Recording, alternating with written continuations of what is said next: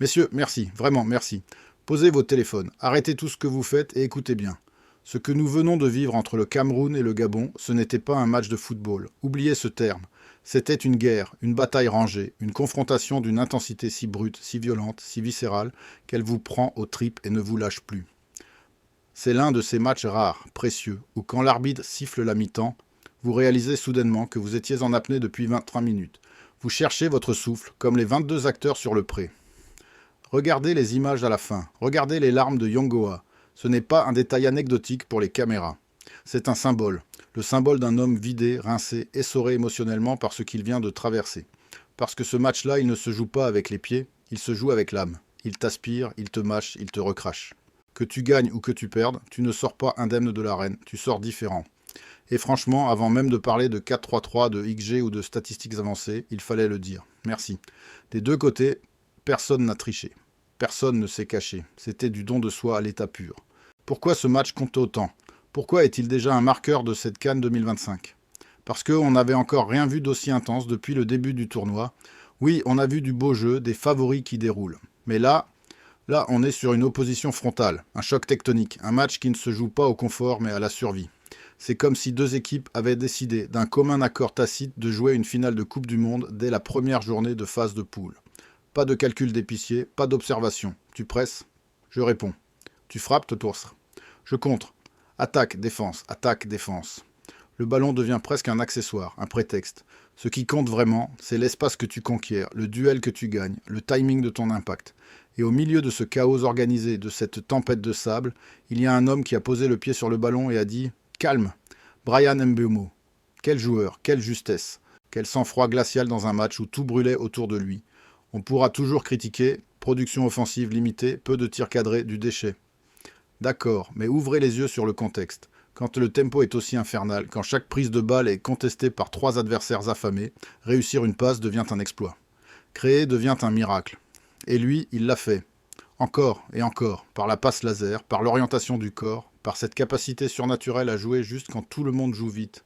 Dans un match aussi fermé mentalement, aussi tendu qu'une corde de violon, être capable de faire la bonne chose au bon moment, c'est ça la marque des très grands. C'est ça la vraie différence entre un bon joueur et un patron. Maintenant, plongeons dans les entrailles de la bête, entrons dans le cœur du réacteur, car ce Cameroun-Gabon est un paradoxe vivant. C'est un match à la fois brouillon et fascinant. Brouillon? Oui, indéniablement. Le déchet technique est réel, palpable. Les transmissions ratées, les contrôles qui fuient, les choix précipités. On l'a vu des deux côtés, surtout quand la fatigue a commencé à toxifier les cerveaux. Mais fascinant, fascinant parce que ce déchet ne tue jamais le rythme. Au contraire, il l'alimente comme de l'essence sur un feu. Chaque perte de balle n'est pas une fin. C'est le début d'une nouvelle guerre de tranchées, d'une opportunité de contre-pression féroce. Chaque contrôle raté déclenche un nouveau duel à mort. Regardez les blocs équipes. Ils sont hauts, parfois suicidairement hauts, mais c'est assumé. Personne ne recule. Les lignes sont étirées sur 50 mètres. Les distances sont énormes et pourtant, ça tient. C'est un miracle d'équilibre dans le déséquilibre. Côté Cameroun, défensivement, il y a quelque chose de très fort qui se dégage. Une agressivité maîtrisée, chirurgicale. Des interventions propres, tranchantes. Une capacité à gagner les duels aériens et au sol sans jamais céder à la panique. On a vu des jeunes joueurs, des gamins, jouer avec la sérénité de vétérans au sans sélection. Et surtout, cette mentalité, ne jamais subir sans répondre. Tu me mets un coup, je t'en mets deux, mais dans le jeu. Côté Gabon, la volonté est là, le courage est immense. Le milieu de terrain se bat comme des lions, récupère, intercepte, gratte des ballons impossibles. Par moments, tu te demandes même si ce n'est pas eux, les panthères, qui sont en train d'étouffer les lions indomptables. Mais le football est cruel. Plus on s'approche de la zone de vérité, du dernier tiers, plus la lucidité s'évapore. Le dernier geste, la dernière décision, c'est là que le match bascule. C'est là que la frontière entre la victoire et la défaite se dessine. C'est exactement le genre de rencontre où tu te dis « Bon sang, avec un tout petit peu plus de justesse, on aurait pu avoir un 3-3 ». Mais le football, ce n'est pas le conditionnel. Le football, c'est l'instant présent. Et dans l'instant, le Cameroun a été plus juste, plus froid, plus tueur quand il fallait l'être. Alors, passons à ce que ce match raconte vraiment, au-delà du simple 1-0 affiché au tableau. Parce que si on se contente du résultat, on passe à côté de la plaque, on rate l'histoire. Ce Cameroun, Gabon se lie dans les détails invisibles, dans les duels gagnés à l'épaule, dans les courses sacrificielles sans ballon, dans la guerre des secondes balles. C'est un match où la tactique n'est pas absente. Non, elle est volontairement mise sous pression, torturée. Le choix des deux coachs est limpide. Bloc haut, pression immédiate, refus catégorique de reculer d'1 mètre. On est à des années-lumière d'un match d'attente ou de gestion. Ici, le plan, c'est d'empêcher l'autre de respirer, de l'asphyxier. Et forcément, quand tout le monde presse, quand tout le monde court vers l'avant comme des dératés, la justesse technique devient le maillon faible. C'est mathématique. Côté Cameroun, ce qui impressionne le plus, c'est la cohérence défensive dans le chaos. Malgré ce contexte apocalyptique, à la ligne ne rompt presque jamais. C'est un barrage, même quand le Gabon trouve des situations de transition. Quand Bouanga accélère, il y a toujours un retour miraculeux, une jambe qui traîne, un tacle glissé au millimètre. Ce n'est pas spectaculaire, ce n'est pas du joga bonito, mais c'est d'une efficacité redoutable. C'est l'art de souffrir intelligemment. Pas de panique, pas de tacle assassin inutile. Des dégagements en touche assumés quand il faut respirer, des interventions propres dans la surface, et surtout une concentration monacale sur les centres et les seconds ballons. En face, le Gabon montre des choses très intéressantes, voire séduisantes, dans la construction haute. Les joueurs osent, prennent des risques fous, frappent peut-être trop vite. Et c'est là que se situe le vrai tournant tragique du match pour eux. Parce que les occasions, le Gabon en a eu, des frappes qui frôlent le poteau, des ballons qui traversent la surface, des situations où une passe en retrait, une simple passe aurait tué le match. Mais dans l'intensité extrême, le cerveau reptilien prend le dessus. Les choix deviennent précipités. On tire quand il faudrait temporiser. On force quand il faudrait sécuriser. Conséquence directe et brutale, le Cameroun reste en vie. Mieux que ça, il gagne en confiance à chaque raté gabonais. Et plus le sablier s'écoule, plus tu sens physiquement que si un deuxième but doit tomber, il sera camerounais. Il y a aussi une idée reçue, tenace cetosemas, qu'il faut corriger tout de suite. Non, ce match n'est pas mal joué, il est malpropre. Nuance gigantesque. Malpropre ne veut pas dire pauvre. C'est une erreur fréquente du grand public de confondre déchet technique et absence de niveau. Ici, le déchet est la conséquence directe, inévitable, du rythme infernal imposé. Quand les joueurs sont constamment sous pression, avec un adversaire sur le dos à chaque touche de balle, même Messi raterait des passes. Et c'est justement ce qui rend ce match si révélateur. Ceux qui arrivent à rester justes, calmes, lucides dans ce fournaise, ceux-là prennent une dimension supérieure. Ils deviennent des patrons. Autre erreur courante. Penser que le Gabon a manqué de courage, c'est faux, archi faux. Le courage, ils l'ont eu à revendre. Ce qui a manqué, c'est la froideur dans les 30 derniers mètres. Et ça, à ce niveau-là, en Coupe d'Afrique, ça ne pardonne pas. Enfin, beaucoup ont eu l'impression visuelle que le Cameroun a subi en fin de match. En réalité, il a choisi. Choisi de laisser le ballon, choisi de défendre bas par séquence, choisi de miser sur la solidité de son bloc plutôt que sur une maîtrise stérile. Et ça aussi, mes amis, c'est une forme de maturité effrayante. Maintenant, parlons projection, parce que ce match ne s'arrête pas à la 90e minute. Il va laisser des traces. Dans ce groupe F, le groupe de la mort, avec notamment la Côte d'Ivoire qui rôde, chaque détail va compter double. Les cartons jaunes accumulés, la différence de but, la gestion des temps faibles. Et ce que le Cameroun a montré là, c'est qu'il est prêt à aller au combat. Il a mis le casque à pointe. Vraiment, la question n'est plus de savoir s'ils sont brillants ou séduisants. On s'en fiche. La vraie question, c'est: peuvent-ils élever leur justesse technique sans perdre cette intensité démentielle? Si la réponse est oui, alors attention. Attention, danger. Parce qu'une équipe capable de gagner ce genre de match, dans cette ambiance hostile, avec cette pression qui tord les boyaux, c'est une équipe qu'on n'a absolument pas envie de croiser quand le tournoi bascule dans les matchs à élimination directe. C'est le genre d'équipe qui vous sort au tir au but après vous avoir étouffé pendant 120 minutes. Dans la suite, on va voir comment lire concrètement les prochains matchs de ce groupe. Il y a un protocole très simple, presque scientifique, pour analyser une équipe comme ce Cameroun. Et ce match face au Gabon nous donne presque toutes les clés du coffre. Première chose à surveiller impérativement. Les 10 premières minutes, toujours. Si le Cameroun entre dans son prochain match avec ce même volume de pressing, cette même bave aux lèvres, cette même agressivité dans les duels, c'est que ce n'était pas un hasard. Ça veut dire que le plan est assumé, travaillé, répété à l'entraînement. Ce n'est pas une réaction émotionnelle d'un soir, c'est une identité profonde. Deuxième indicateur, la gestion des secondes balles.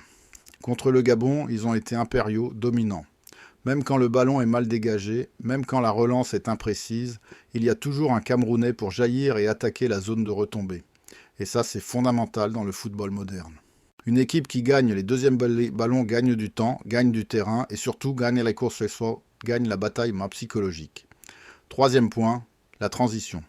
Le Cameroun n'a pas besoin de 50 passes pour être dangereux. Une récupération haute, une remise juste, une projection verticale. Boum. C'est rapide, parfois brutal, mais toujours vers l'avant. Et quand tu as des joueurs capables de sentir les appels dans la profondeur avant même de recevoir le ballon, tu crées du danger permanent, même dans des matchs fermés à double tour. A l'inverse, il y a aussi des signaux d'alerte rouge qu'il faut repérer. Quand la justesse technique chute trop bas, quand les passes le simple et à 3 mètres deviennent compliqués, quand les choix offensifs se transforment en frappes forcées des 30 mètres, alors tu t'exposes. Et face à des équipes plus cliniques, plus réalistes comme le Maroc ou le Sénégal, ça peut coûter très très cher. Parlons maintenant des scénarios alternatifs, parce que ce groupe est tout sauf linéaire. Si le Cameroun mène tôt au score, il peut tuer le match en transition. On l'a vu. Les espaces apparaissent, les appels se multiplient, et l'adversaire est obligé de se suicider tactiquement. Mais s'il concède le premier but, s'il doit courir après le score, alors le défi change complètement de nature. Il faut produire du jeu placé, il faut être patient, il faut accepter de temporiser. Et c'est là que se pose la vraie interrogation, le vrai doute. Cette équipe peut-elle contrôler un match sans perdre son âme de guerrier ? Côté Gabon, le constat est différent mais tout aussi intéressant. Cette équipe n'est pas morte, loin de là. Elle respire encore, elle crée, elle tente, elle ose des choses incroyables. Mais elle devra absolument, impérativement corriger son efficacité dans le dernier tiers. Parce que dans une compétition comme la CAN, tu n'as pas 10 occasions nettes par match. Parfois, tu en as 2, parfois une seule. Et il faut la mettre au fond. Il y a aussi une synergie très forte à souligner côté Cameroun entre le pressing du milieu et la solidité de la défense, entre la récupération et la projection immédiate. Quand ces deux éléments fonctionnent ensemble comme des pistons, le Cameroun devient une machine très difficile à manœuvrer. Tu n'as jamais le temps de t'installer, tu es toujours sous la menace d'un contre. Et c'est souvent comme ça que naissent les parcours surprenants, les épopées légendaires. Pas avec la plus belle possession du monde, mais avec une identité claire, assumée et répétée match après match jusqu'à l'épuisement de l'adversaire. Quelques questions rapides que tout le monde se pose. Pourquoi ce match a semblé aussi brouillon ? Réponse simple, parce que le rythme était extrême, inhumain. Plus le rythme est élevé, plus la marge d'erreur technique est réduite à néant. Pourquoi le Gabon n'a pas marqué malgré ces situations ? Manque de lucidité, fatigue mentale, choix précipités. Pourquoi le Cameroun fait peur malgré un seul petit but ? Parce qu'il contrôle les zones clés du match, les duels, les transitions et sa propre surface de réparation. Et maintenant, place au plan d'action pour le supporter expert pour la suite du groupe. Sur les prochains matchs, ne regardez pas le ballon. Regardez l'intensité des 10 premières minutes. Regardez le volume de duels gagnés au milieu de terrain. Regardez la qualité de la première passe après la récupération. Regardez le comportement défensif sur les centres adverses. Regardez la lucidité dans les temps faibles. Si ces éléments sont au rendez-vous, le Cameroun sera très très difficile à sortir. Sinon, il redeviendra une équipe prenable. Dernière chose, et c'est capital, le football ne donne jamais de certitude absolue. Il n'y a pas de vérité gravée dans le marbre après un seul match. Pas de haine, pas de mépris, pas de conclusion définitive. Juste de l'analyse, du respect et du plaisir pur. Si ce genre de lecture tactique et émotionnelle t'a plu, tu sais quoi faire. Abonne-toi, lâche un like et surtout, donne-moi ton ressenti en commentaire. Cameroun, Côte d'Ivoire. Tu le vois comment ce choc à venir ? Match fermé, match fou, bataille mentale. Dans la prochaine analyse, on ira encore plus loin, on creusera encore plus profond dans la lecture des gros chocs à venir parce que cette CAN, clairement, elle ne fait que commencer. Et avant de refermer complètement cette page, il y a un dernier point qu'il faut absolument poser. Un point de contexte, presque historique, qui donne encore plus de poids, plus de gravité à ce qu'on vient de voir. Ce groupe-là, le groupe F, ce n'est pas juste un groupe relevé, c'est un groupe qui tue mentalement. Quand tu affrontes le Cameroun avec cette intensité, tu ne ressors pas indemne pour le match suivant. Tu laisses des plumes, tu laisses de l'énergie vitale. Quand tu joues le Gabon dans cette configuration, tu sais que chaque ballon sera contesté comme si c'était le dernier. Et quand tu ajoutes derrière une Côte d'Ivoire qui peut monter en régime, contrôler le tempo et punir la moindre erreur technique, tu obtiens un groupe où chaque détail devient une question de vie ou de mort sportive. C'est pour ça que cette victoire du Cameroun est beaucoup plus importante, beaucoup plus lourde de sens qu'elle n'en a l'air. Ce n'est pas juste 3 points au compteur. C'est un message envoyé à l'adversaire suivant, un message envoyé au groupe, et surtout un message envoyé à tous ceux qui avaient peut-être enterré le Cameroun un peu trop vite, qu'il avait rangé dans la catégorie des équipes du passé. Attention, ce n'est peut-être plus le Cameroun flamboyant des années 2000, mais c'est un Cameroun dur, un Cameroun intense, un Cameroun structuré dans l'effort, et dans les tournois courts, ce profil-là va loin, très loin. En face, le Gabon n'a pas à rougir. Au contraire, cette équipe peut encore faire très mal, elle a du talent à revendre. Mais elle devra apprendre vite. Très vite, parce que ce genre de match, tu peux le perdre une fois, pas deux. Si tu perds 2 fois comme ça, tu rentres à la maison. Alors oui, tout reste ouvert. Oui, rien n'est écrit à l'avance, mais une chose est sûre, certaine, absolue. Après ce Cameroun-Gabon, plus personne ne peut regarder ce groupe de la même manière. Les masques sont tombés. Et c'est exactement pour ça qu'on aime la Coupe d'Afrique. Pour ces matchs qui te prennent à la gorge, pour ces rencontres où le contenu raconte bien plus que le score affiché, pour ces soirées où tu finis fatigué, vidé, mais heureux d'avoir vu du vrai football. Merci à vous d'avoir suivi cette analyse jusqu'au bout. Respect aux joueurs, respect au jeu, et rendez-vous très vite pour la suite, parce que les chocs qui arrivent, ils promettent d'être encore plus explosifs. Et tu sais quoi, ce genre de match, c'est aussi un rappel brutal de ce qu'est vraiment le football africain en compétition. Pas un football de certitude aseptisée, pas un football de domination permanente et stérile, mais un football d'émotion, de renversement, de sueur, de nerfs, de sang. Quand tu vois des joueurs sortir lessivés, certains frustrés à en taper le sol, d'autres en larmes de joie ou de détresse, tu comprends que ce n'était pas juste un match de poule, c'était déjà un morceau de tournoi à élimination directe déguisé. Et c'est là que beaucoup se trompent dans leur lecture de la CAN. Ils regardent les statistiques finales, ils regardent le nombre de tirs cadrés, ils regardent la possession, mais ils ne regardent pas ce que le match fait au corps et aux têtes. Ce Cameroun-Gabon, il laisse des traces positives pour le Cameroun. Parce que gagner ce type de rencontre au forceps te forge une confiance en titane. Des traces plus dures, plus acides pour le Gabon, parce que perdre en ayant autant donné, ça te travaille mentalement, ça te ronge. La suite dépendra de ça. De la capacité à digérer, de la capacité à corriger sans renier ce qui a été bien fait. Et pour nous, spectateurs, analystes passionnés, c'est un privilège immense. Parce que ces matchs-là, tu t'en souviens. Même sans une pluie de buts, même sans un geste spectaculaire toutes les 10 secondes, tu t'en souviens parce qu'ils racontent quelque chose de vrai.